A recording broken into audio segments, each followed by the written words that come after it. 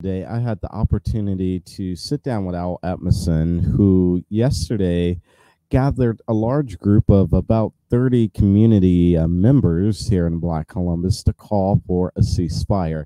Al tells me tonight that he is calling for a ceasefire because he's tired of all the violence. And the reason why he's calling for a ceasefire on this coming Saturday in particular is because it is Black America's Independence Day, June 19th, Juneteenth.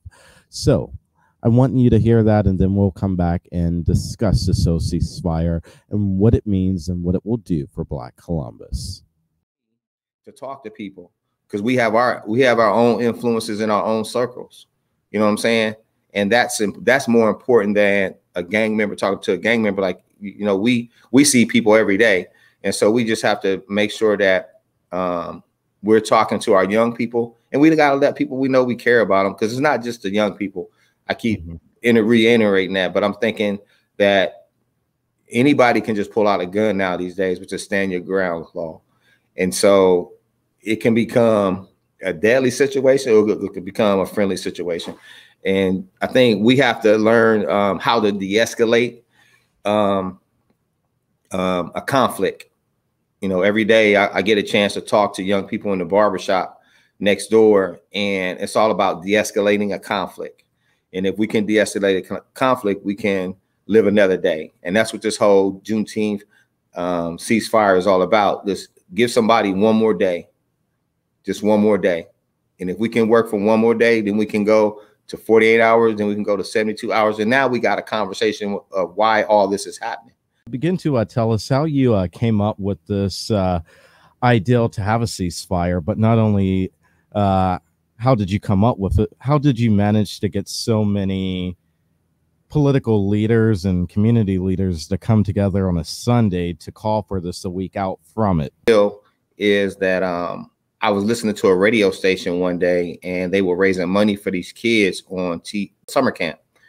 And so I began to think about, how can we use the radio to call a ceasefire? The DJs go on as we approach Juneteenth to put this message out about ceasefire, because most of our young people listen to 106.3 here in the city, throughout the day.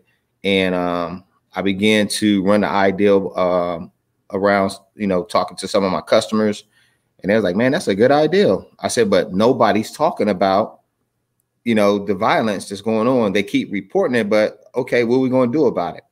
And so I decided, to began this movement when one of my customers lost his first grandson, to gun violence. And it's his first daughter and first grandson. And, he was telling me about, how the pain and those feelings that, you go through when you lose a child. And it just kept tugging at my heart. So I said, well, I got to do something. Nobody else is talking about it. So I don't have any parameters, and I don't owe nobody. So I just decided I'm going to pull some people together, put together a press release, post it out on social media, and see who shows up. The fraternities showed up, the sororities showed up, and some neighborhood leaders showed up for this event yesterday. And I was just so grateful for the people that showed up, because we all had messages to the community. What are the specific details of the ceasefire you're calling for? And so basically what we want on June the 19th, as we come to celebrate Juneteenth, normally Juneteenth celebrations has often ended in gun violence. When the Juneteenth festivals all around the country, there's always somebody getting shot at the Juneteenth festival. And so I decided to use that date as a memorable date, because, that was when the last slaves were free. And that's something to celebrate, because once they found out they're free, then they began their journey into their next life.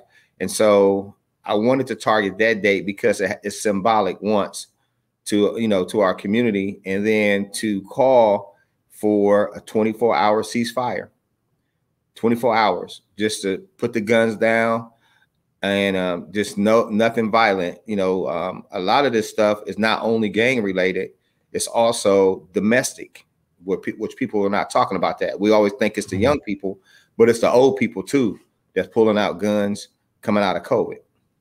And I think this, you know, by having all these leaders there, and some of them are not leaders, but they're just ordinary people that want to make a difference and get started and just want something to do and wanting to help out. And so that was a grateful part about yesterday, that people just came, young, old, and they said, hey, we just want to help. What can we do? So I'm in full agreement with Al. If we can stop the shootings for 24 hours, no less, on the day our Black folk were freed, the last day our Black folk were freed, then and only then, if we could stop it for just 24 hours, then we could stop it for 72 hours a weekend. Then we can go from there and stop it for a week. From a week, we can go to a month. From a month, we can go to a quarter. From a quarter, we can go to a half a year, 6 months to a year, and so on and so on. But we have to start somewhere. And I'm so glad that Brother Al is taking on this leadership to call and this role to call on a ceasefire. And as he said, it's not just gangs shooting up gangs. It's us here in our own community, Black on Black crime. It's the domestic crimes that are shooting up at an all-time high. Let's get real with each other. Let's speak facts. Let's get real with each other. And so I'm calling on all of you tonight, Black Columbus, to get real and to tweet out, to post on Instagram, to post on Facebook. Hashtag Ceasefire Columbus. Hashtag Ceasefire Columbus. So we can stop all of this. Because traditionally, after here in this city, after all the celebrations are done and the UnBossed Network is hosting a big party, the real party, over at Goodell Park from 1 p.m. to 5 p.m. A big jubilee in Goodell Park on this coming Saturday for Juneteenth, in conjunction with BLM Code, the Black Liberation Movement of Central Ohio, our sister organization. We're doing that. And traditionally, after these events, there is always gun violence, and not just gun violence. There is always shootings. Not just shootings, there is always deaths. And this year, in 2021, it doesn't have to be that, because right now we are at an all-time record high for murders. 91 people have been taken from their families. 91.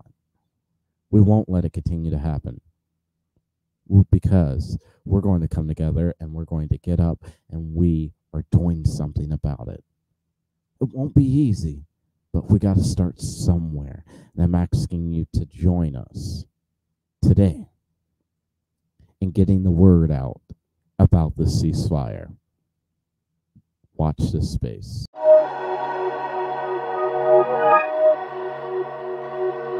I am so thankful for StreamYard. I love StreamYard. I'm thankful for StreamYard. I love StreamYard. I am super thankful